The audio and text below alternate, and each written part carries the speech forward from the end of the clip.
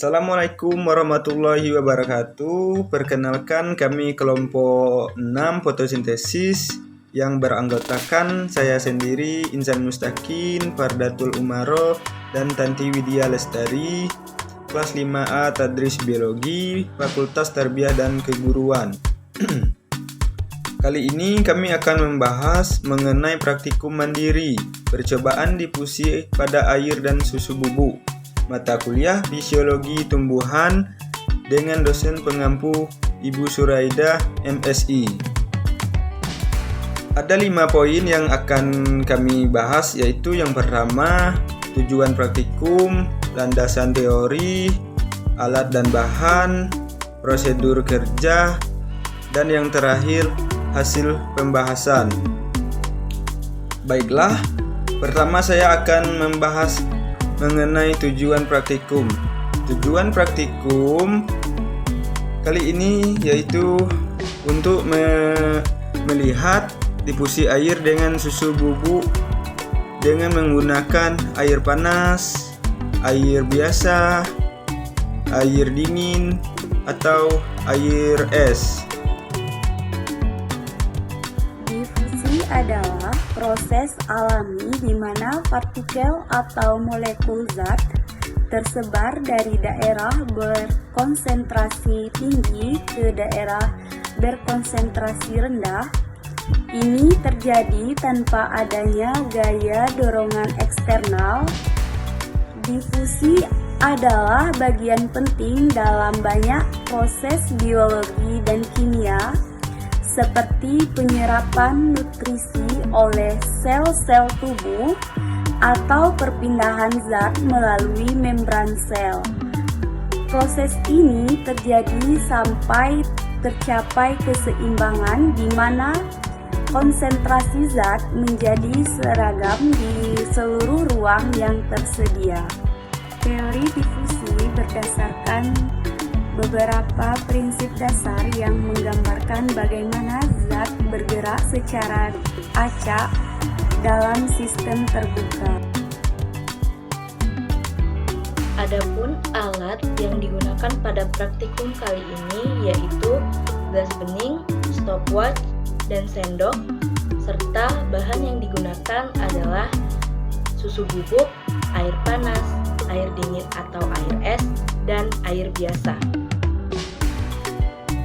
Adapun prosedur kerja pada praktikum kali ini yaitu: pertama, siapkan gelas bening dan beri label A, B, dan C.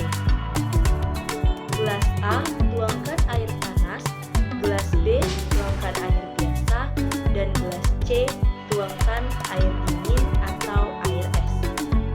Masukkan 2 sendok makan susu bubuk ke dalam masing-masing gelas secara bersamaan dan tidak perlu diaduk. Diamkan selama 5 menit. Setelah 5 menit, lihatlah dan amati perubahan dari setiap gelasnya. Berdasarkan pengamatan diperoleh hasil pengamatan yaitu pada gelas A air panas, susu bubuk cepat larut. Sebagian besar partikel dari susu bubuk terlarut dalam air sehingga menghasilkan warna yang sangat pekat. Pada gelas B, susu bubuk lambat larut, sebagian dari partikelnya larut dan memiliki warna yang agak pekat. Pada gelas C, air dingin atau air es, susu bubuk susah larut.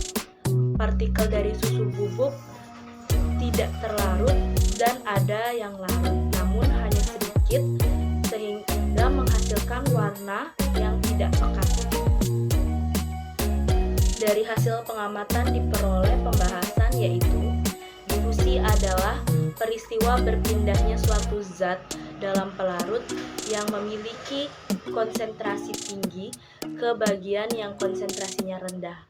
Pada gelas A, air panas, susu bubuk hampir terlarut sempurna dan partikel susu bubuk sudah tenggelam. Dalam hal ini, susu bubuk yang terlarut merupakan proses difusi. Jadi, difusi yang terjadi bisa dikatakan sempurna akibat dari terlarutnya susu bubuk dalam air panas, sehingga menghasilkan warna dari air yang sangat pekat. Karena molekul air sudah berikatan dengan zat terlarut, yaitu susu bubuk.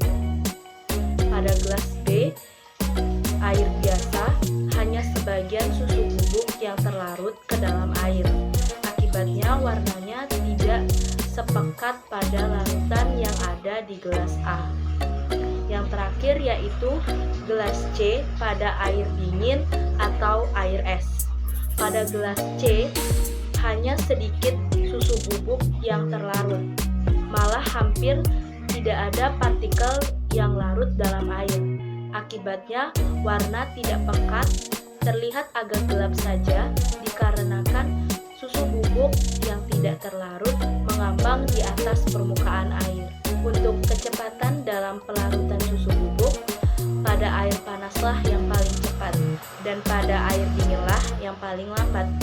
Hal ini disebabkan oleh sifat kelarutan kepadatan dalam cairan yang akan meningkat sejalannya dengan peningkatan suhu.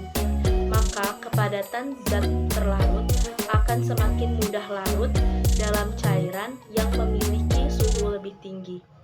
Di sini bisa dilihat bahwasanya susu bubuk yang ada pada air panas itu cepat larut karena air panas memiliki suhu yang tinggi. Sedangkan pada air dingin susu bubuk susah larut karena air dingin memiliki suhu yang lebih rendah.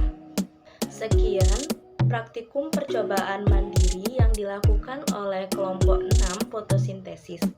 Terima kasih. Wassalamualaikum warahmatullahi wabarakatuh.